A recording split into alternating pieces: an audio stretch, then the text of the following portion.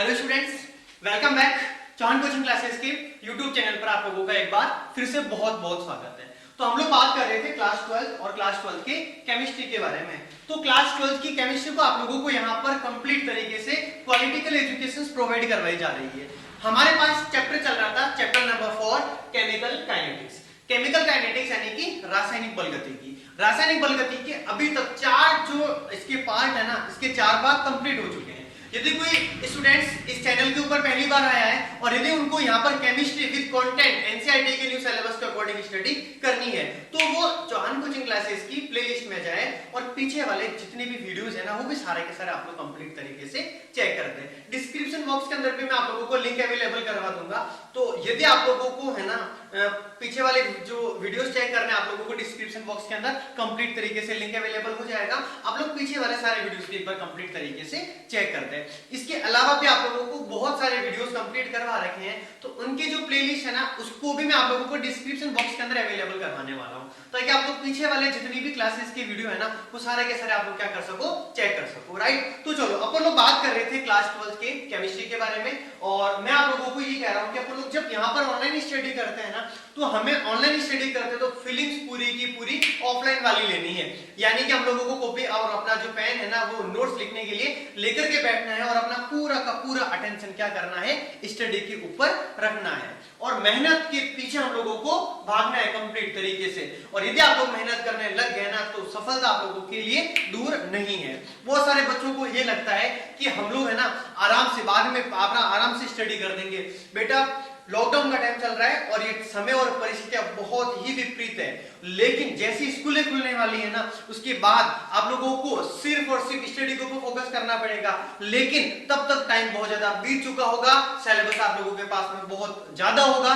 सरकार यदि सिलेबस को कम भी कर देगी ना फिर भी नुकसान तो आप लोगों का है क्योंकि आने वाले कंपटीशन एग्जाम आप लोगों को फाइट करने हैं, सरकार को नहीं करने हैं। आप लोगों का बेसिक कंप्लीट तरीके से आप लोगों का वीक कर दिया जाएगा और आप लोगों की जिंदगी को बर्बाद करने के पीछे बहुत सारे खिलवाड़ होने वाले हैं। तो अभी मौका है, घर पे बैठे हो, बहुत सारा टाइम है आप लोगों के पास में, किसी प्रकार के आप लोगों को कहीं पर भी किसी भी प्रकार की टाइम वेस्ट वाली जो थिंक है ना उस चीज को प्लीज आप लोग है ना इग्नोर करो और आप लोग अपना अटेंशन स्टडी के ऊपर लगा दो। ये टाइम है ना निकल जाएगा, बाद में बहुत याद आएगा।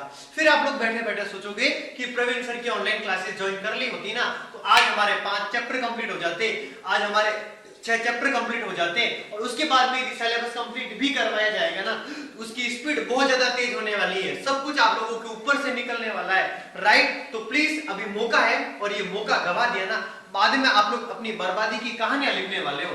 क्या करने वाले हो? अपनी बर्बादी की कहानियां लिखने वाले हो।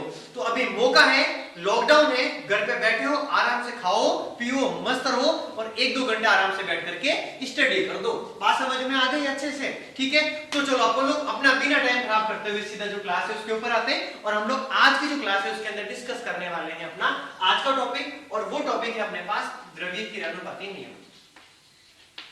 द्रव्य किरणोत्पाती नियम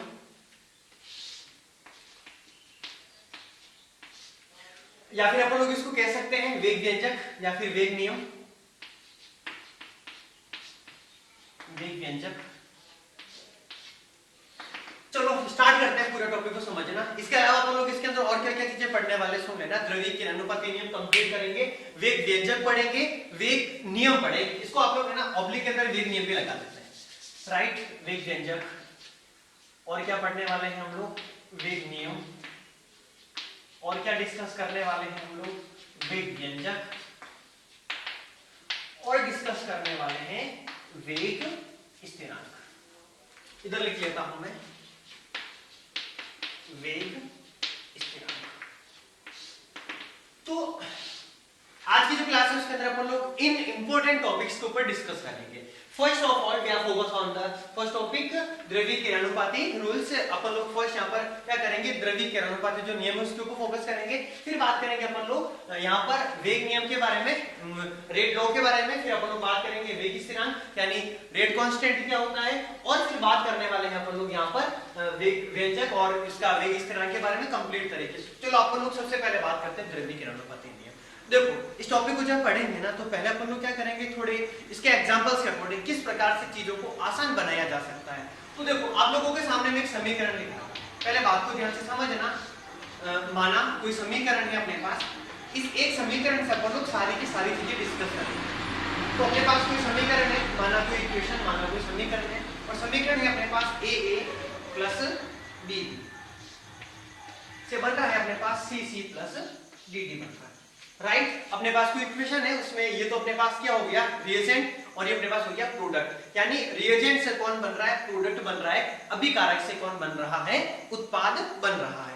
तो अब इसमें द्रव्य किरानुपाती नियम को किस प्रकार से फॉलो करेंगे, प्लीज चेक करना। द्रव्य किरानुपाती नियम, द्रव्य किरानुपाती नियम, द्रव्य किरानुपाती नियम से। अब द्रव्य किरानुपाती नियम होता क्या है, तो बात को समझना ध्यान से। द्रव्य किरानुपाती नियम क्या होता है अपने पास, कि अपने पास जो यहाँ पर वेग होता है ना, वेग, यहाँ जो वेग होता है ना, वेग, वो वेग क्या होता है, अभिकारकों की जो सांद्रता होती है उनकी घातों के समानुपाती होता है। तो अपने पास अभिकारक कौन कौन है, ए है, और फिर कौन है, बी है। इसकी घातें, यहाँ पर घात आ रही है ए, यहाँ पर घात कौन सी वाली आ रही है, बी आ रही है। लेकिन एक बात कह रहा हूं, उस चीज को समझना ध्यान से। यहाँ पर जो भी पावर्स वगैरह अपन लोग वो सॉल्व करने वाले ना, मैं यहाँ पर पावर लिख रहा हूँ x और मैं यहाँ पर पावर लिख रहा हूँ y। अब बातों को समझना थोड़ा सा। अब आप लोग बैठे बैठे ये सोच रहे होंगे कि सर यहाँ पर तो अपने पास a और b आ रहा है, स्मॉल a स्मॉल b, और यहाँ पर आपने x y लिखा। तो देखो सारी बातों को समझा रहा हूँ मैं, बातों को प्लीज एक बार समझने की कोशिश करें। अपने पास जब द्रव्य किरानुपाती नियम से वेग जो मतलब फाइंड आउट किया जाता है ना, तो ये जो वेग होता है ना, वो वेग होता है प्रायोगिक मान। यानी कि यहाँ पर कोई फिक्स नहीं है कि a की जो पावर है ना, वो अपने पास यहाँ पर डिट्टो सेम a ही आने वाली है। बात समझ रहे हो आप लोग। यहाँ पर अपने पास इस x की जो वैल्यू है ना, वो इस a के इक्वल हो भी सकती है और नहीं भी हो सकती है। और ये चीजें जो डिपेंड होने वाली है ना, वो होने वाली है उसके प्रयोग के ऊपर, उसके प्रैक्टिकल के ऊपर। क्योंकि बाय डिफॉल्ट वैल्यू जो निकाले जाती है ना, वो प्रैक्टिकली वैल्यू फाइंड आउट की जाती है। यहाँ पर y की वैल्यू b के इक्वल हो भी सकती है और नहीं भी हो सकती है, दोनों चीजें हैं यहाँ पर, राइट। तो आप लोगों को प्लीज समझना है, यहाँ पर अपने पास जो a और b है ना, वो a और b तो कौन है अपने पास, स्टोइकोमेट्रिक गुणांक है, स्टोइकोमेट्रिक गुणांक, स्टोइकोमेट्रिक गुणांक है।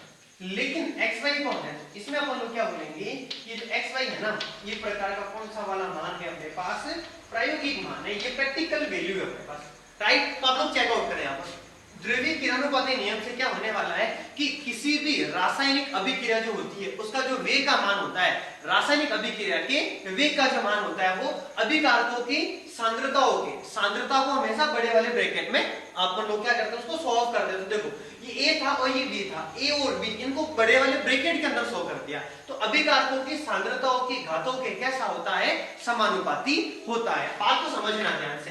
तो इस प्रकार से ये पूरा जो नियम है ना, ये नियम ही अपने पास क्या कहलाता है, वेग नियम कहलाता है।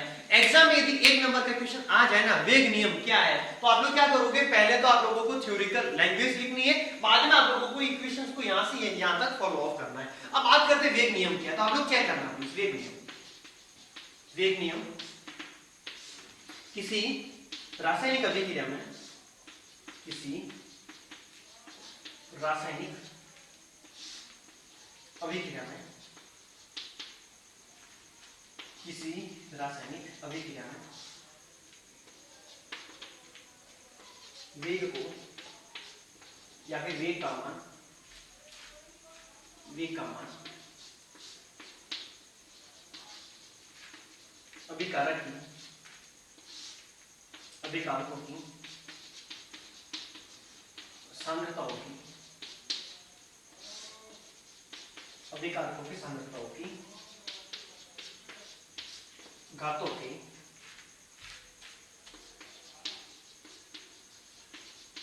समानुपाती होता है। यह नियम ही वेग नियम कहलाता है।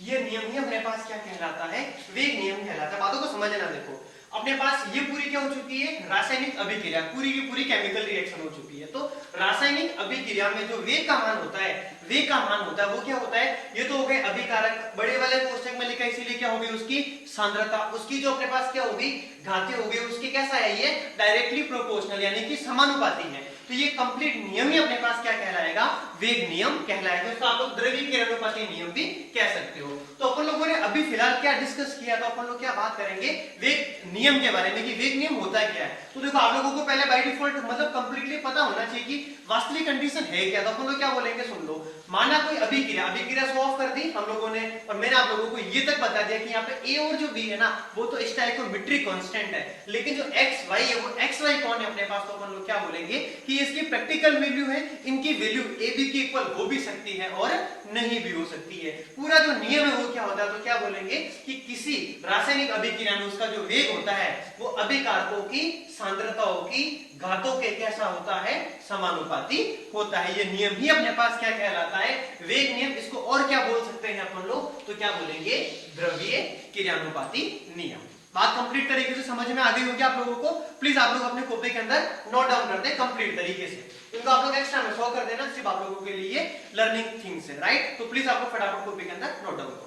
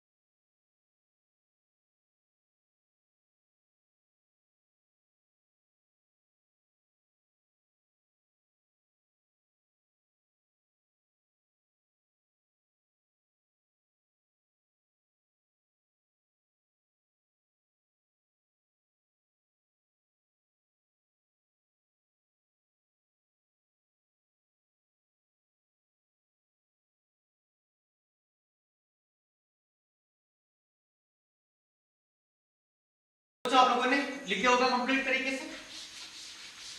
अब बात करेंगे अपन लोग वेग व्यंजक के बारे में।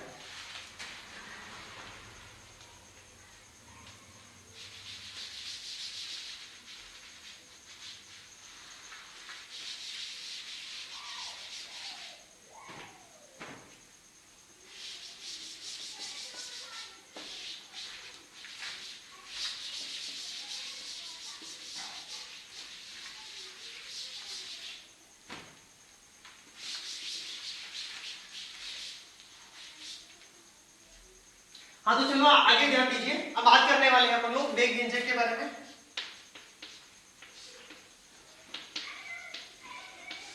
देखो वेग व्यंजक में आप लोगों को है ना ज्यादा दिक्कत वाली बात नहीं है। देखो कौन कौन सी बातें उनको मैं जो समझा रहा हूँ उनको प्लीज एक बार अच्छे तरीके से चेक करो। अपने पास मैंने अभी जस्ट बताया आप लोगों को कि अपने पास कोई इक्वेशन है A plus B B equals to C C plus D D बन रहा है, राइट। यहाँ पर द्रव्य किरणोपति नियम लगाना, तो क्या हो जाएगा इसका वेग directly proportional to A to the power X and B to the power क्या हो जाएगा, वाई हो जाएगा। अब समझना ध्यान से, यहाँ से क्या होने वाला है कि समानुपाती चिन्ह हटेगा तो उसके स्थान पे क्या आता है, बराबर आता है। लेकिन जब भी डायरेक्टली प्रोपोर्शनल समानुपाती साइन वहां से यदि हटेगा ना तो वहां पर कोई ना कोई क्या आने वाला है, स्थिरांक आने वाला है। आप लोगों को ये चीज है ना फिजिक्स में बहुत अच्छे से पता होगी। जब भी अपन लोग फिजिक्स को स्टडी करते हैं ना तो वहां पे अपन लोग क्या करते हैं, किसी भी समानुपाती जो चिन्ह होता है ना उसको हटाते हैं तो उसके स्थान पे क्या करते हैं अपन लोग, कोई ना कोई साइन अपन लोग वहां पर लगा देते हैं। आप लोग प्लीज फोकस करना, यहाँ पर कौन है, समानुपाती वाला साइन, वो हटेगा तो वहां पर क्या लग जाएगा, बराबर आ जाएगा, यानी इक्वल साइन आ जाएगा। लेकिन समानुपाती चिन्ह यदि हटा है ना तो वहां पर क्या आने वाला है, यस क्या बोलेंगे, कांस्टेंट यानी स्थिरांक आने वाला है। तो यहाँ पर स्थिरांक अपने पास आ जाएगा के, और इसको अपन लोग वापस कंप्लीटली इसको इक्विवेलेंट कर देंगे a to the power x and b to the power क्या हो जाएगा, y हो जाएगा। इसको मैं बोल रहा हूँ इक्वेशन नंबर 1। अब समझना ध्यान से, ये जो पूरा का पूरा है ना व्यंजक, पूरी समीकरण नंबर 1 है ना, इस पूरी समीकरण 1 को अपन लोग क्या कहते हैं, वेग व्यंजक कहते हैं। बात समझना, ठीक है। यहां पर अपन लोग क्या कहेंगे, यहां समीकरण नंबर जो 1 आ रहा है ना, यहां समीकरण नंबर 1 ये किसको रिप्रेजेंट करता है, तो क्या बोलेंगे, वेग व्यंजक को प्रदर्शित करता है, वेग व्यंजक को प्रदर्शित करता है। अब ये पूरा व्यंजक है ना कंप्लीट तरीके से पूरी इक्वेशन नंबर फर्स्ट ये पूरी अपने पास क्या हो जाएगी, तो क्या बोलेंगे अपन लोग, वेग व्यंजक बोलेंगे इसको, राइट। अब बात करते हैं वेग स्थिरांक क्या है। तो आप लोग समझना, यहाँ पर जो अपने पास के है ना, के अपने पास क्या एक प्रकार का समानुपाती स्थिरांक है, और ये समानुपाती स्थिरांक ही अपने पास क्या कहलाएगा, तो क्या बोलेंगे अपन लोग, वेग स्थिरांक कहलाएगा। तथा समीकरण 1 में, समीकरण 1 में के क्या है, एक समानुपाती स्थिरांक है, और इसे समानुपाती स्थिरांक को अपन लोग क्या कहते हैं, इसे अपन लोग क्या कहते हैं, रेट कांस्टेंट यानी वेग स्थिरांक, वेग स्थिरांक कहते हैं, राइट। तो अपने पास यहाँ पर जो समीकरण नंबर 1 है उसमें जो के है ना वो क्या अपने पास क्या हो जाएगा, एक अपने पास डायरेक्टली कांस्टेंट हो जाएगा, डायरेक्टली प्रोपोर्शनल कांस्टेंट हो जाएगा यानी समानुपाती स्थिरांक, और ये के ही अपने पास क्या कहलाएगा, वेग स्थिरांक कहलाएगा। तो इस बात को समझना, ये पूरा का पूरा जो व्यंजक है ना, व्यंजक तो अपने पास क्या कहलाएगा, वेग व्यंजक कहलाएगा, राइट। लेकिन जो के जो स्थिरांक आ रहा है ना वो स्थिरांक अपने पास क्या कहलाएगा, याद रखना, वेग स्थिरांक कहलाएगा, राइट। अपनी कॉपी के अंदर प्लीज आप लोग फटाफट इसको नोट डाउन कर दें।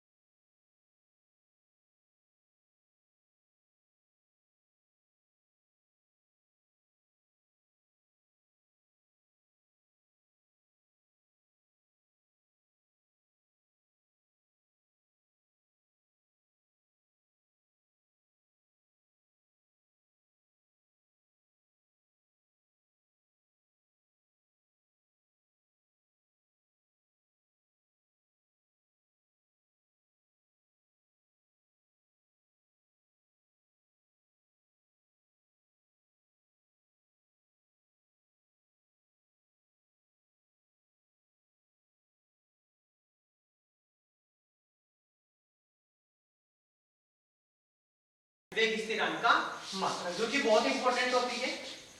प्लीज सबका अटेंशन बोर्ड के ऊपर रहेगा। हाँ, तो चेक करना अपना आगे वाला जो टॉपिक है वो क्या है, वेग स्थिरांक का मात्रक। वेग स्थिरांक का मात्रक आराम से चेक करना प्लीज, बातों को प्लीज अच्छे से समझा आप लोग, है ना, कि वेग स्थिरांक का मात्रक कैसे फाइंड आउट करना है। तो देखो अपन लोग बात करते हैं पहले अपने पास कोई इक्वेशन है जिससे मैंने आप लोगों के सामने क्या लिखा, अभी जस्ट समझा था उसको वापस रिपेयर करते हैं। माना कोई अभिक्रिया, माना कोई अभिक्रिया, अभिक्रिया कौन है अपने पास, तो अपन लोग देख लेते हैं ए प्लस बी, इसे कौन बन रहा है, सी सी प्लस कौन बन रहा है, डी डी बन रहा है, राइट। तो आप लोग चेक करना क्या होने वाला है इसमें, अपन लोग क्या करेंगे, कौन से वाले नियम को फॉलो करेंगे, द्रव्यीय क्रियानुपाती नियम से, द्रव्यीय क्रियानुपाती नियम से, एक बार मैं वापस पूरा प्लेटफॉर्म लेके आ रहा हूं ताकि हमें पता रहे, राइट। तो द्रव्यीय क्रियानुपाती के नियम से अपन लोग क्या निकालते हैं, वेग समानुपाती क्या होता है अपने पास, a की पावर तो हो जाएगी x और p की पावर क्या हो जाएगी अपने पास y हो जाएगी। यहाँ तक आप लोगों को ऑलरेडी पता है। फिर यहाँ से क्या होता है, समानुपाती चिन्ह हटता है और उसके स्थान पर क्या आ जाता है, कोई ना कोई स्थिरांक। मैंने k लगा दिया, a to the power x और b टू दी पावर क्या हो चुका है, y हो चुका है, राइट। अब देखो हमें क्या निकालना है, वेग स्थिरांक यानी k का मात्रक निकालना है। तो यहाँ से मुझे k की वैल्यू निकालनी पड़ेगी। तो k की वैल्यू क्या हो जाएगी, चेक करना, इसको अपन लोग क्या करेंगे, भाग में भेज देंगे, तो वेग अपॉन में इसकी ये जो सांद्रता वो आ जाएगी। तो आप लोग चेक करना क्या होने वाला है, ये तो हो गया वेग, अपॉन में कौन होने वाला है, ये पूरा आ जाएगा, यानी a टू दी पावर क्या हो जाएगी x और b टू दी पावर क्या हो जाएगी अपने पास y हो जाएगी। अब बात को समझना, हमें यहाँ पर बात करनी है, ये तो हो गया वेग, लेकिन ये पूरी कौन है अपने पास, सांद्रता है। तो मैं क्या लिख देता हूँ यहाँ पर, सांद्रता, और मुझे नहीं पता कि इसके ऊपर कंप्लीट तरीके से जो घात आ रही है वो घात क्या आएगी, तो यहाँ पर मैं n लिख देता हूँ। और यहाँ पर n का मतलब होता है अभिक्रिया की कोटि, कोटि का मतलब अभिक्रिया की कोटि का मान शून्य हो सकता है, अभिक्रिया की कोटि अपने पास 1 हो सकती है, 2 हो सकती है, 3 हो सकती है, राइट। तो यहाँ पर देखो, यहाँ पर अपने पास a क्या थी, सांद्रता थी, इसकी घात हमें नहीं पता, और वो क्या करेंगे अपन लोग, अभिक्रिया की कोटि से फाइंड आउट करेंगे कि कोटि के अकॉर्डिंग मान क्या हो जाएगा। तो मैंने सांद्रता की पावर क्या लगा दी, n लगा दी। बात समझ में आ गई अच्छे से। अब समझना, अब अपन लोग इसका क्या करते हैं, मात्रक निकालते हैं कि इसका मात्रक कैसे निकाला जाएगा। तो मैं आप लोगों को पहले बेसिक बातें बता देता हूँ। हमें निकालना है मात्रक, और मात्रक किसका निकालना है, k का। तो पहले बात करते हैं वेग के बारे में। तो वेग का मात्रक अपने पास क्या होता है, आप लोगों को बहुत अच्छे से पता है, सांद्रता में परिवर्तन की दर, यानी ऊपर तो क्या हो जाएगी अपने पास में सांद्रता, और अपॉन में क्या हो जाएगा अपने पास में समय, सांद्रता बटा समय, और इनटू, राइट। देखो वेग का मात्रक तो क्या हो जाएगा, सांद्रता बटा समय, और ये अपने पास है सांद्रता की पावर कितनी है अपने पास, n है। तो इसको क्या लिख देंगे अपन लोग, सांद्रता की पावर कितनी हो जाएगी, n हो जाएगी। बात समझ में आ गई अच्छे से, वापस समझना। वेग, वेग का मतलब क्या होता है, सांद्रता में परिवर्तन की दर, डेल्टा c बटा डेल्टा t। डेल्टा c तो क्या होती है, सांद्रता, डेल्टा t क्या हो जाएगा, समय हो जाएगा, और वापस यहाँ पर ये अपॉन वाला सांद्रता की जो पावर वो कितनी लगा देंगे, concentration to the power n so off कर देंगे। अब आप लोग समझना बात को अच्छे से, ये अपने पास है सांद्रता, राइट। इसके ऊपर कुछ भी घात नहीं, मतलब घात कितनी लगाएंगे अपन लोग, 1 लगाएंगे। ये दोनों के जो आधार है वो समान है, इसीलिए इसकी पावर n ऊपर जाएगी और क्या हो जाएगी, माइनस की n हो जाएगी, यानी क्या लिखेंगे 1, और यहाँ पर क्या हो जाएगा, माइनस का n हो जाएगा, और अपॉन में अपने पास कौन है, समय, और यहाँ पर अपन लोग क्या लिख देते हैं, समय लिख देते हैं। अब बात करते हैं सांद्रता। सांद्रता का मात्रक क्या होता है, तो आप लोग ध्यान रखना, सांद्रता का मात्रक नॉर्मल तरीके से यूज करते हैं मोल पर लीटर। क्या यूज किया जाता है, तो क्या बोलेंगे अपन लोग, मोल पर लीटर, यानी लीटर टू दी पावर कितना हो जाएगा, इनवर्स हो जाएगा, अपॉन इसके ऊपर क्या आ जाएगा, 1 माइनस n आ जाएगा, और यहाँ पर अपने पास कौन आ जाएगा, समय, और समय की पावर क्या हो जाएगी, सेकंड। प्लीज आप लोग बात को पूरा ध्यान रखना, केमिस्ट्री के अंदर जब भी बात आती है ना, तो केमिस्ट्री के अंदर मात्रक के बारे में हमेशा यदि अपन लोग बात करेंगे, तो यहाँ पर अपने पास समय का मात्रक क्या हो जाएगा, सेकंड हो जाएगा। अब इसको क्या करते हैं, सेकंड को भी ऊपर भेज देते, तो क्या हो जाएगा अपने पास, mole litre inverse to the power 1 minus n, और जब सेकंड ऊपर जाएगा तो क्या हो जाएगा, ये सेकंड इनवर्स हो जाएगा। तो इस प्रकार से ये अपने पास किसका मात्रक आ चुका है, अपने पास कंप्लीट तरीके से मोल, अपने पास वेग स्थिरांक का मात्रक आ चुका है। तो अपने पास प्लीज आप लोग इस बात को ना पूरा याद रखोगे, है जैसा का जैसा, कि वेग स्थिरांक का मात्रक क्या होता है। तो क्या बोलेंगे अपन लोग, मोल लीटर इनवर्स की पावर क्या हो जाएगी 1 माइनस n, और क्या हो जाएगी सेकंड इनवर्स हो जाएगी। लेकिन अपने लिए जो जरूरी है ना वो क्या है, सुन लेना। एक तो अपने पास होती है शून्य कोटि की अभिक्रिया, एक होती है प्रथम कोटि की अभिक्रिया, एक होती है द्वितीय कोटि की अभिक्रिया। शून्य कोटि की अभिक्रिया के अंदर n का जो मान है वो हो जाएगा 0, प्रथम कोटि की अभिक्रिया के लिए n का मान हो जाएगा 1, और द्वितीय कोटि के लिए n का मान कितना हो जाएगा 2 हो जाएगा, राइट। और उनको अपन लोग वापस अलग से कंप्लीट तरीके से फाइंड आउट करने वाले हैं कि उनके जो अपने पास उनकी जो होने वाली ना यूनिट, वो यूनिट क्या होने वाली है। लेकिन ये आप लोगों का पूरा फंडामेंटल है, यूनिट कैसे आती है वो सारी की सारी बातें मैंने आप लोगों को कंप्लीट तरीके से आप लोगों के सामने शो ऑफ करवा दी है। तो प्लीज आप लोग है ना एक बार वेग स्थिरांक का जो है ना मात्रक, इसका जो प्लेटफॉर्म है ना उसको एक बार प्लीज अपनी कॉपी के अंदर नोट डाउन करो। फिर अपन अलग अलग टॉपिक, शून्य कोटि की अभिक्रिया के लिए वेग स्थिरांक का मात्रक अलग निकालेंगे, प्रथम कोटि के लिए अलग निकालेंगे, और द्वितीय कोटि के लिए अलग निकालने वाले हैं, राइट। तो प्लीज आप लोग एक बार इसको कॉपी के अंदर नोट डाउन करें।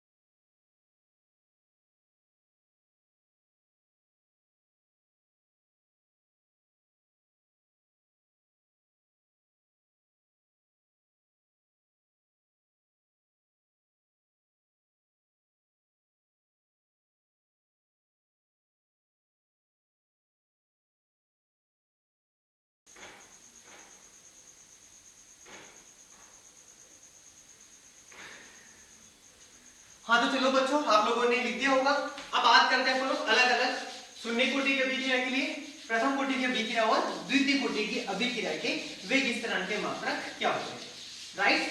तो आप लोग प्लीज सबका ध्यान बोर्ड के ऊपर रहेगा, कंप्लीट तरीके से चेक करें। सबसे पहली कंडीशन नंबर फर्स्ट,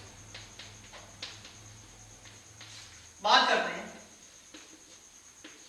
शून्य कोटि की अभिक्रिया की।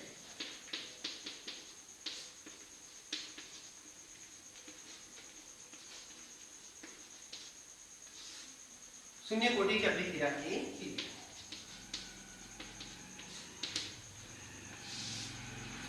तो आप लोग चेक करना, अपन लोग क्या करने वाले हैं, सबसे पहले एक बार मैं के का जो मात्रक लिख देता हूं, वो अपने पास क्या था, mole litre inverse to the power क्या होती है 1 माइनस एन और सेकंड टू दी पावर कितनी हो जाएगी, इनवर्स हो जाएगी। अब आप लोग मुझे बताना शून्य कोटि के लिए अपने पास एन की वैल्यू कितनी हो जाएगी, तो प्लीज आप लोग मुझे जल्दी से कमेंट बॉक्स के अंदर बताएं शून्य कोटि के लिए एन की वैल्यू अपने पास कितनी हो जाएगी।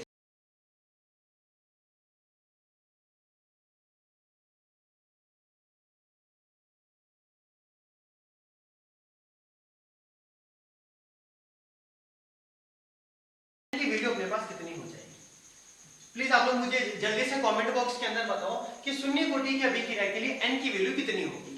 जस्ट फास्ट प्लीज सब लोग कमेंट्स करें, आप लोगों के पास जल्दी से आंसर दे प्लीज। आप लोगों का आंसर चेक करना है मुझे, शून्य कोटि की अभिक्रिया के लिए एन की वैल्यू कितनी हो जाएगी। बहुत सारे बच्चों के कमेंट्स आ रहे हैं और उनको इजीली पता चल रहा है, कोई दिक्कत वाली बात नहीं, बच्चों वाला काम ही है, राइट। तो अपने पास शून्य कोटि की अभिक्रिया के लिए एन की वैल्यू अपने पास कितनी हो जाएगी, तो क्या बोलेंगे, 0 हो जाएगी, राइट। चलो इसके आगे बढ़, अब आप लोग चेक करना एन की वैल्यू इसमें अपन लोगों को एन के स्थान पर कितनी पुट करनी है, तो क्या बोलेंगे, 0 रखनी है। तो आप लोग चेक करना क्या होने वाला है, के इक्वल क्या हो जाएगा, mole litre inverse to the power 1 minus क्या हो जाएगी, 0 और ये क्या हो जाएगा, सेकंड इनवर्स। एक बार कंप्लीट सॉल्व करेंगे तो क्या आने वाला है, मोल लीटर इनवर्स।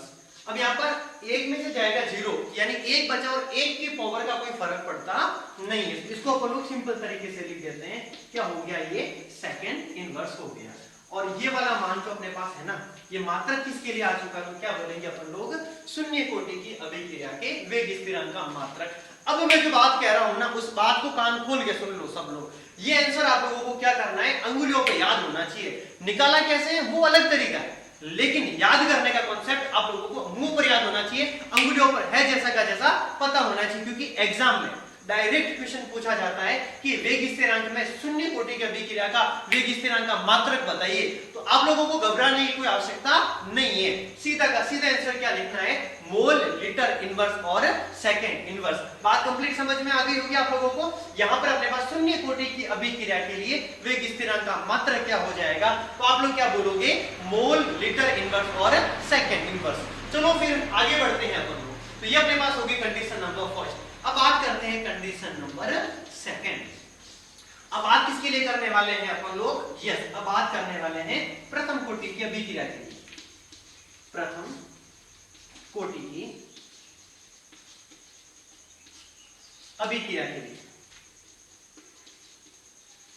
तो आप लोग क्या करते रहिए, मैं एक बार थोड़ा बोर्ड साफ कर लेता हूं, क्योंकि हमें आगे की कॉन्सेप्ट और फॉलो करने हैं, राइट। हाँ, तो आप लोग क्या करते रहे, प्रथम कोटि की अभिक्रिया के लिए आपको जल्दी से बताओ मुझे कि n की वैल्यू कितनी हो जाएगी, तो क्या बोलेंगे अपन लोग, n की वैल्यू कितनी हो जाएगी, 1 हो जाएगी। मान रखते हैं इसके अंदर, मैं सीधा मान रख रहा हूं, इसके अंदर चेक करना, मोल लीटर इनवर्स, इसके ऊपर क्या आया था अपने पास, 1 माइनस एन आया था, और यहाँ पर क्या था, सेकंड इनवर्स था। और n की वैल्यू कितनी रखनी है अपन लोगों को, प्रथम कोटि की अभिक्रिया के लिए n इक्वल्स कितना रखना है, 1 रखना है। तो आप लोग क्या करना, क्या होने वाला है, k इक्वल मोल लीटर इनवर्स 1 माइनस, और n के स्थान पे भी 1 हो जाएगा, क्या लिख देंगे इधर, सेकंड इनवर्स लिख देंगे, राइट। तो आप लोग चेक करना, क्या करेंगे आगे, k इक्वल, देखो 1 में से 1 तो अपने पास कितना बचा, 0, और किसी की भी पावर यदि 0 होती है उसकी वैल्यू हमेशा कितनी होती है, 1 होती है।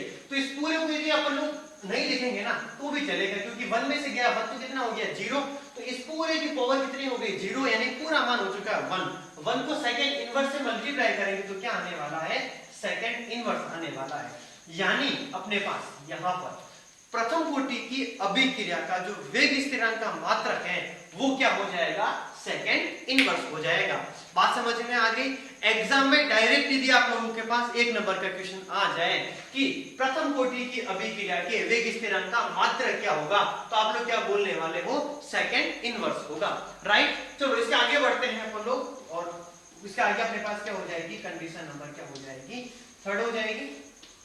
और इसमें अपन लोग क्या करेंगे, प्लीज आप लोग यहाँ फॉलो करना अच्छे से। अब बात करने वाले द्वितीय कोटि के अभिक्रिया, द्वितीय कोटि की अभिक्रिया के लिए।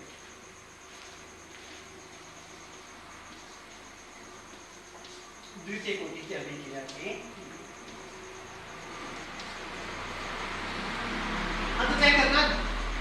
कोटि के अभिक्रिया के लिए आप लोग आराम से चेक कर लो, फालतू कोई दिक्कत वाली बात नहीं है। अपने पास यहाँ पर द्वितीय कोटि के अभिक्रिया के लिए n की वैल्यू अपने पास कितनी हो जाएगी, तो क्या बोलेंगे 2 हो जाएगी। मैं सीधा फॉर्मूले में इसकी वैल्यू को पुट कर रहा हूँ, k मोल लीटर इनवर्स।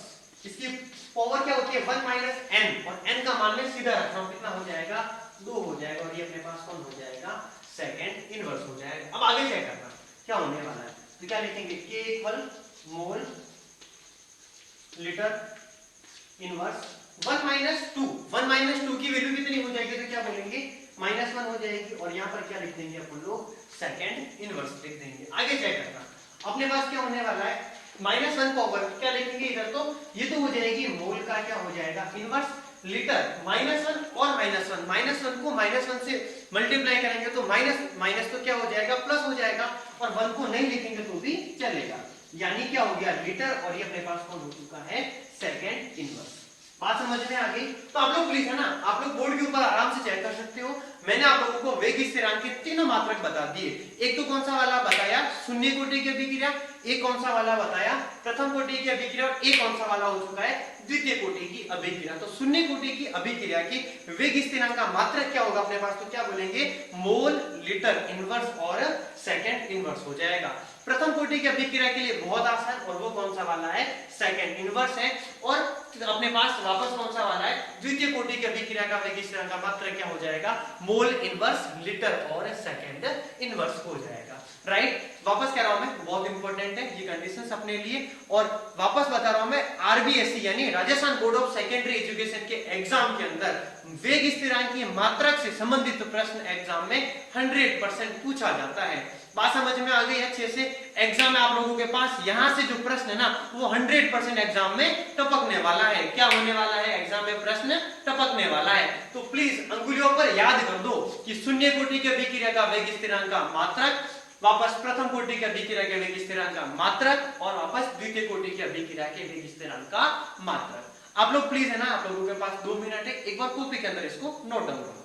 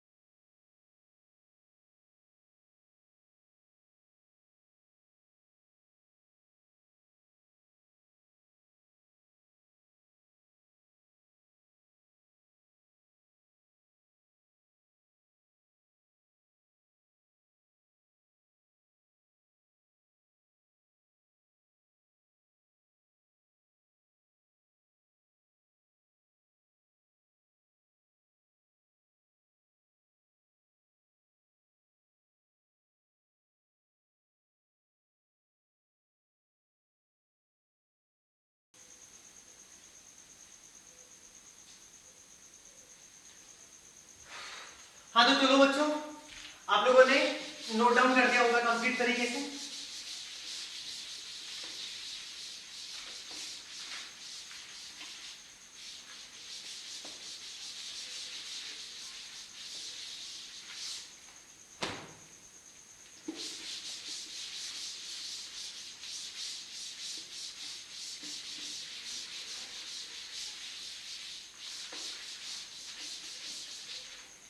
चलो अब आप लोगों को मैं आपको वापस कंप्लीट तरीके से एक बार इंडेक्स बता रहा हूं। तो अपने पास यहां पर एक बार तो मैं लिख रहा हूं अभिक्रिया की कोटि 0, 1 और 2। फिर बात करेंगे वेग स्थिरांक यानी k का मात्रक। ये इंडेक्स भी आप लोगों को अपनी कॉपी के अंदर ड्रॉ करनी पड़ेगी, राइट। तो आप लोग प्लीज है ना मुझे ये बताओ कि जिसके अभिक्रिया की कोटि का मान 0 होता है उसके वेग स्थिरांक यानी k का मात्रक क्या होगा।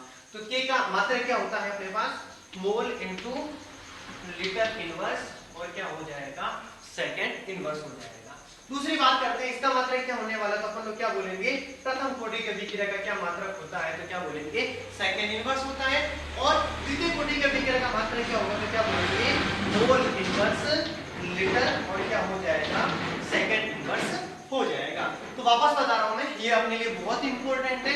तीनों को एक दूसरे में कंपैरिजन करना है और कंपैरिजन करने के बाद पूरे फॉर्मूले को आप लोगों को मुंह पर है जैसा का जैसा याद करना है। तो प्लीज अपनी कॉपी के अंदर फटाफट इंडेक्स बना दो एक बार, राइट। एक तो कोटि और एक वापस इसके वेग स्थिरांक का मात्रक।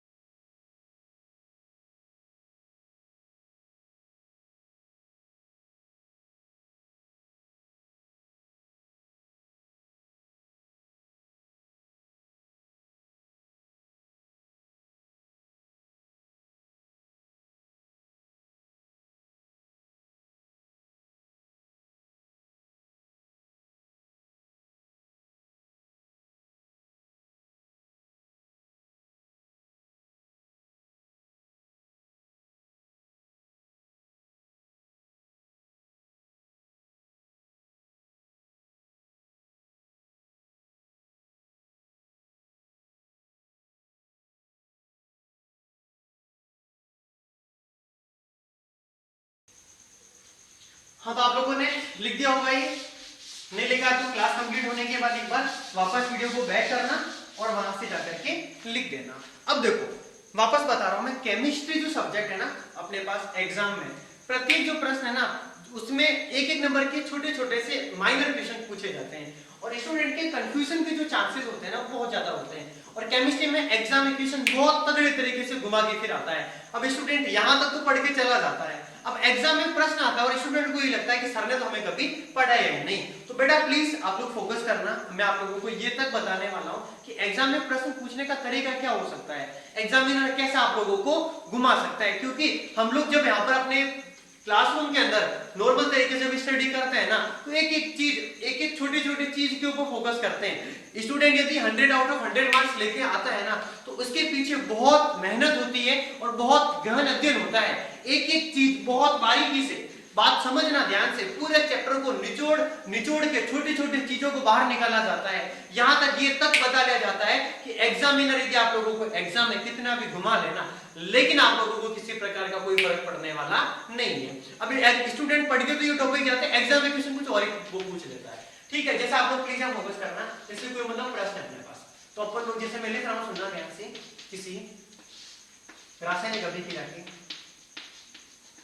किसी रासायनिक अभिक्रिया के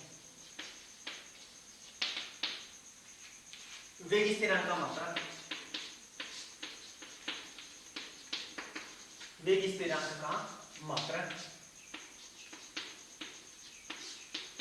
5.5 इंटू 10 की घात -3 सेकेंड इनवर्स है। तो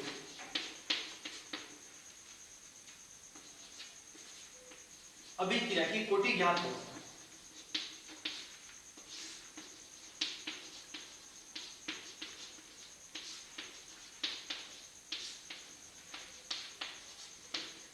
चलो इसके अभिक्रिया की कोटि को फाइंड आउट करना है। तो प्लीज सभी स्टूडेंट्स है ना जल्दी से कमेंट बॉक्स के अंदर आ जाएं और अपना जो आंसर उसको कमेंट कर दें, पूरा सॉल्व आउट करके इसको कैसे मतलब याद करना है, कोटि का मान कितना आने वाला है प्लीज, ठीक है। कंप्लीट तरीके से एक बार इस प्रश्न को आराम से देखना है, फिर क्वेश्चन को देख करके आप लोगों को मनन करना है किसका आंसर क्या हो सकता है, राइट। और फिर आप लोगों को जल्दी से कमेंट बॉक्स के अंदर आंसर पटकना है, ठीक है। तो प्लीज जल्दी से अपना आंसर दीजिए, मैं आप लोगों के कमेंट बॉक्स चेक कर रहा हूं, ठीक है, किस किस स्टूडेंट का आंसर क्या आता है। तो प्लीज फास्ट है ना अपना कमेंट बॉक्स के अंदर जल्दी से आंसर बता दो किसका आंसर कितना आने वाला है।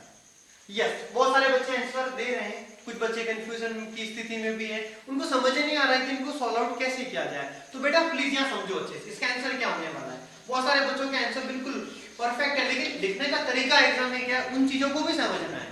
बिकॉज भारत का जो अपने पास कॉन्स्टिट्यूशन है ना, जो संविधान है ना, वो लिखित संविधान है, लिखने का तरीका आप लोगों का परफेक्ट होना चाहिए। तो आप लोग चेक करना, चूंकि वेग स्थिरांक, इसमें वेग स्थिरांक का मान क्या अपने पास, तो आप लोग चेक करना क्या है 5.5 इंटू 10 की घात -3 सेकेंड। हाँ, अब चेक करना ध्यान से, इसमें वेग स्थिरांक का मात्रक, इसमें वेग स्थिरांक का मात्रक वो है सेकेंड इनवर्स। अब आप लोगों को यहां पर आंसर कैसे फाइंड आउट करना है, प्लीज चेक आउट। ओके, हमें यहां पर सिर्फ और सिर्फ मात्रक चेक करना है, मात्रक क्या आ रहा है, और मात्रक के बेसिस के ऊपर आप लोग अपने क्वेश्चन का क्या कर देंगे, आंसर दे देंगे। यानी आप लोगों को घबराने की आवश्यकता नहीं है, हर चीजों को समझो, चीजें आसान है, लेकिन इसका पूछने का तरीका अलग हो गया।